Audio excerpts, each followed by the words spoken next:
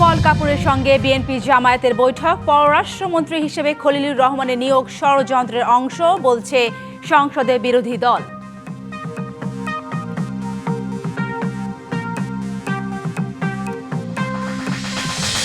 নির্ধারিত সময়ে কর্মস্থলে না থেকে প্রাইভেট চেম্বার করলে চিকিৎসকের লাইসেন্স স্থগিত হবে, শাস্তির হুঁশিয়ারি স্বাস্থ্যমন্ত্রীর।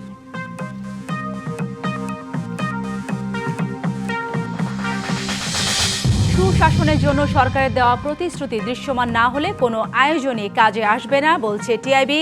নতুন গভর্নরের নিয়োগ বাতিলের আহ্বান।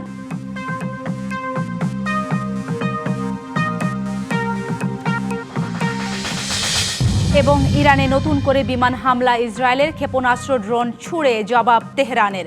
দেশে ফিরলেন মধ্যপ্রাচ্যে আটকে পড়া ৩৩৮ বাংলাদেশি।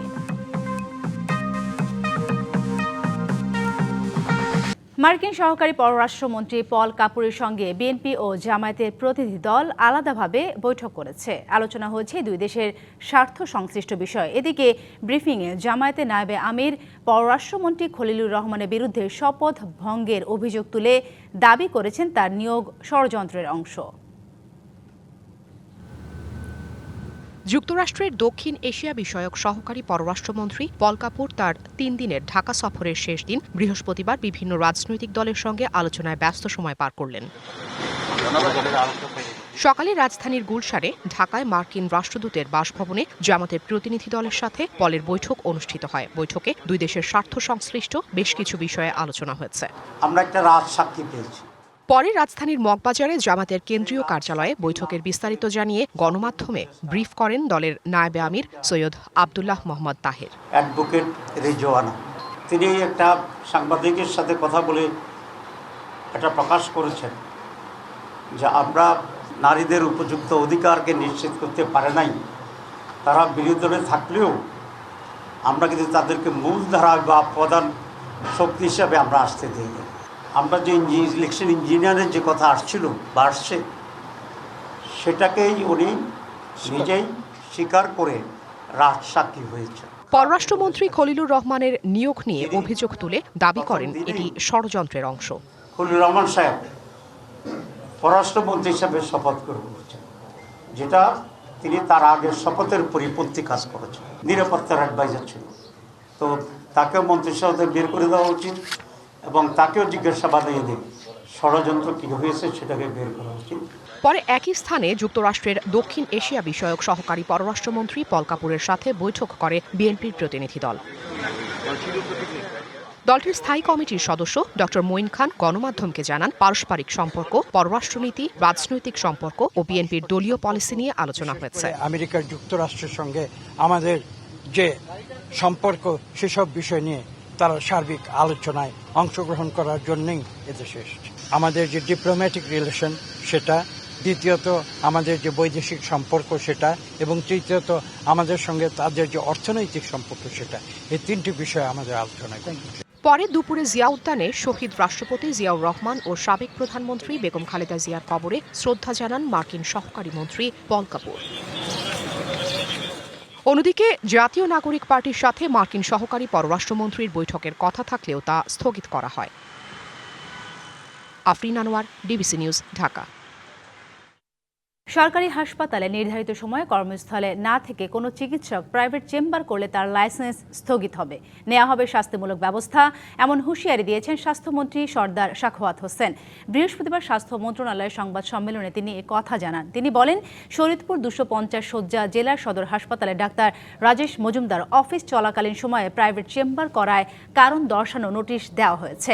পাশাপাশি তার বিএমডিসির লাইসেন্স স্থগিত করেছে স্বাস্থ্য মন্ত্রণালয়। অফিস সময় কেউ বাইরে গিয়ে প্র্যাকটিস করলে তার বিরুদ্ধে আইন অনুযায়ী ব্যবস্থা নেওয়া হবে বলে জানান স্বাস্থ্যমন্ত্রী। সরকারি হাসপাতাল ও উপজেলা পর্যায়ে জনবল নিয়োগ প্রক্রিয়া চলমান জানিয়ে তিনি বলেন, সরকার চেষ্টা করছে স্বাস্থ্য খাতে একটি শৃঙ্খলা ফিরিয়ে আনতে।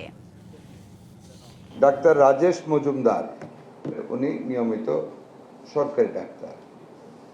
উনি 4/3/26 তারিখে সরকারি ডিউটিটা না করে তিনি পার্শ্ববর্তী একটি চেম্বারে রুগী দেখতে গিয়েছেন। এর বিরুদ্ধে সরকারি কর্মচারী শৃঙ্খলা আপিল বিধিমালা 18(3) খ বিধি অনুযায়ী কর্তৃপক্ষ অসদার বিভাগীয় ব্যবস্থা গ্রহণের জন্য নির্দেশনা অনুরোধ করা হবে। মানে আমরা we have kept A pressure again.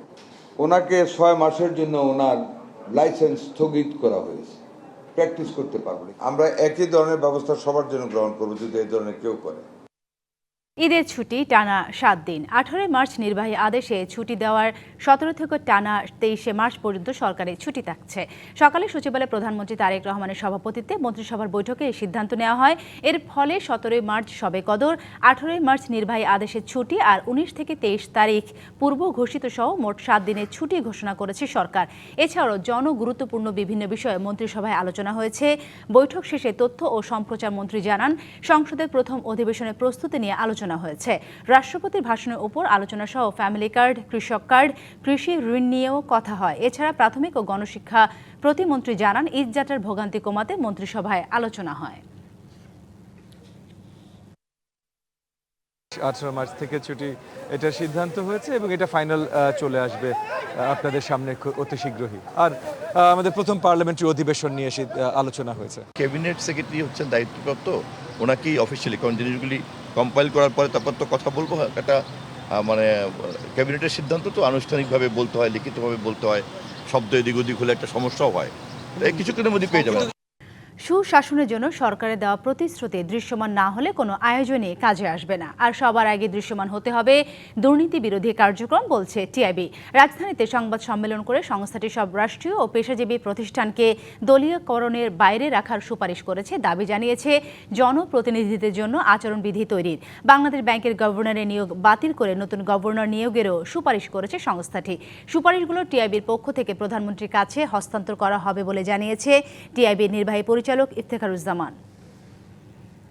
সরকারকে ভাবতে হবে দুটো জিনিস, যে দুর্নীতি বিরোধী যে প্রত্যয়ের বিষয়টি, দুর্নীতির যে ঘোষণার বিষয়টি শুধু জাতিকে বললে হবে না, নিজের দলকে বলতে হবে, নিজের দলের সংগঠনকে বলতে হবে। রহমতের মাস বলা হলেও রমজান এলেই চট্টগ্রাম বিশ্ববিদ্যালয়ের আবাসিক শিক্ষার্থী জীবনে শুরু হয় ভোগান্তির নতুন অধ্যায়। হলগুলোতে থাকে না কোনো ধরনের ইফতার আয়োজন। সেহরিতে খাবারের ব্যবস্থা থাকলেও স্বাভাবিক সময়ের তুলনায় গুনতে হয় প্রায় দ্বিগুণ টাকা। খাবারের মানও তলানিতে। রাস্তার পাশে অস্থায়ী দোকানে শিক্ষার্থীদের জটলা। পণ্য বলতে মুড়ি, ছোলা, বেগুনি, আলুর চপ, পেঁয়াজু ও জিলাপি। প্রতিদিনের ইফতারে এমন চিত্র চট্টগ্রাম বিশ্ববিদ্যালয়ে। হলগুলোতে কোনো ব্যবস্থা করা হয় না, আর তাই বছরের পর বছর ধরে এভাবেই ইফতার করতে হচ্ছে শিক্ষার্থীদের। ইফতারের আয়োজন না করার ফলে আমাদের বেশিরভাগই বাইরে থেকে রাস্তার পাশের অস্বাস্থ্যকর খাবার থেকে আমাদের ইফতারি গ্রহণ করতে হচ্ছে। প্রশাসন তেমন একটা দায়ভার নিচ্ছে না বা একটা উদ্যোগ নিচ্ছে না যাতে আমরা নিম্ন মধ্যবিত্ত বা মধ্যবিত্ত পরিবারের সন্তানরা যারা আছে আমাদের ক্যাম্পাসে পড়াশোনা করি। আর দিন দিন আমাদের অস্বাস্থ্যকর খাবার খেয়ে আমাদের শরীর স্বাস্থ্য অবনতির দিকে যাচ্ছে। সেহরি নিয়েও অভিযোগ আছে শিক্ষার্থীদের। স্বাভাবিক সময়ের তুলনায় রমজানে প্রায় দ্বিগুণ হয়েছে খাবারের দাম। তো হলগুলোতে যে সেহরির ব্যবস্থাটা থাকে প্রতি বছর মতো এবারও ব্যবস্থা রয়েছে, কিন্তু হলগুলোতে যে সেহরি ব্যবস্থা থাকে সেই পরিমাণ উন্নত ভোজ এখানে দেওয়া হয় না। প্রত্যেকটি জায়গায় খাবারের মান খুবই নিম্নমানের পাচ্ছে এবং দামের তুলনায় যে খাবারের মানটা পাচ্ছি তা আসলে হতাশাজনক। বিশ্ববিদ্যালয় থেকে আনুষ্ঠানিক কোনো নির্দেশনা না থাকায় ইফতারের আয়োজন করা সম্ভব হচ্ছে না, বলছে হল প্রশাসন। আমাদের বিশ্ববিদ্যালয় যদি আমাদেরকে নির্দেশ দেয় সব ছাত্রদের জন্য বাধ্যতামূলক, সেক্ষেত্রে আমরা সেটা পালন করব, অক্ষর করে পালন করব। ভবিষ্যতে আমরা ছাত্রদেরকে শুধু ইফতার বলতে না, আমরা তাদেরকে প্রতিটা মিলেই যাতে আমরা তাদেরকে উন্নত মানের পুষ্টিকর সুষম খাদ্য দিতে পারি। আবাসিক হলে স্বল্প মূল্য ও স্বাস্থ্যকর ইফতার ও মানসম্মত সেহরি নিশ্চিত করা গেলে ভোগান্তি লাঘব হবে হাজারো শিক্ষার্থীর। DBC news desk. মধ্যপ্রাচ্যে চলমান যুদ্ধ অবস্থার কারণে নিয়মিত ফ্লাইট স্থগিত হওয়ায় সংযুক্ত আরব আমিরাতের দুবাইয়ে আটকে পড়া 338 বাংলাদেশি বিশেষ ফ্লাইটে দেশে ফিরেছেন। সকাল 7টার দিকে ইউএস বাংলা এয়ারলাইন্সের একটি বিশেষ ফ্লাইট তাদের নিয়ে ঢাকার হযরত শাহজালাল আন্তর্জাতিক বিমানবন্দরে অবতরণ করে। নিরাপদে দেশে ফিরিয়ে আনতে ইউএস বাংলা ঢাকা দুবাই ঢাকা রুটে দুটি বিশেষ ফ্লাইট পরিচালনার সিদ্ধান্ত নেয়। এরই অংশ হিসেবে প্রথম বিশেষ ফ্লাইটটি বুধবার রাতে দুবাই থেকে রওনা দিয়ে ভোরে ঢাকায় পৌঁছায়। দ্বিতীয় বিশেষ ফ্লাইটটি আজ বিকেল 5:15 ঢাকা থেকে দুবাইয়ের উদ্দেশ্যে ছেড়ে যাবে এবং দুবাইয়ের স্থানীয় সময় রাত 10টায় ফিরতি যাত্রী নিয়ে ঢাকার উদ্দেশ্যে রওনা হবে। এয়ারবেসের সমস্যা, যারা আমেরিকার সিটিজেন, যারা সেনাবাহিনী যেখানে আছে ওখানে, এমনি কোনো রিয়াসি এলাকার ভিতরে কোনো সমস্যা নাই। যেখানে এয়ারবেস সেখানে সমস্যা, এয়ারবেস ছাড়া সমস্যা নাই।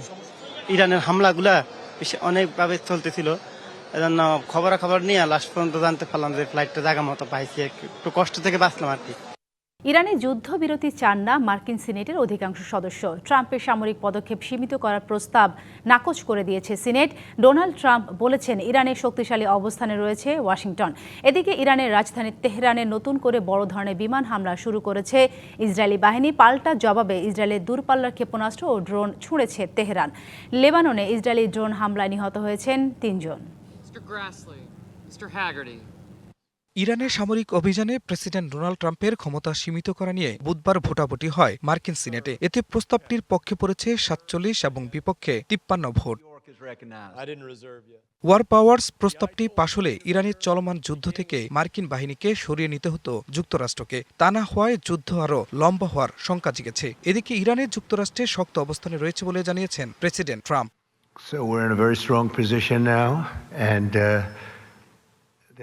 ইরানে যুক্তরাষ্ট্র শক্তিশালী অবস্থানে আছে। তাদের ক্ষেপণাস্ত্র দ্রুত ধ্বংস করা হচ্ছে, লঞ্চারগুলো নিশ্চিহ্ন করা হচ্ছে। আমাদের বিশ্বের সর্বশ্রেষ্ঠ সামরিক বাহিনী আছে।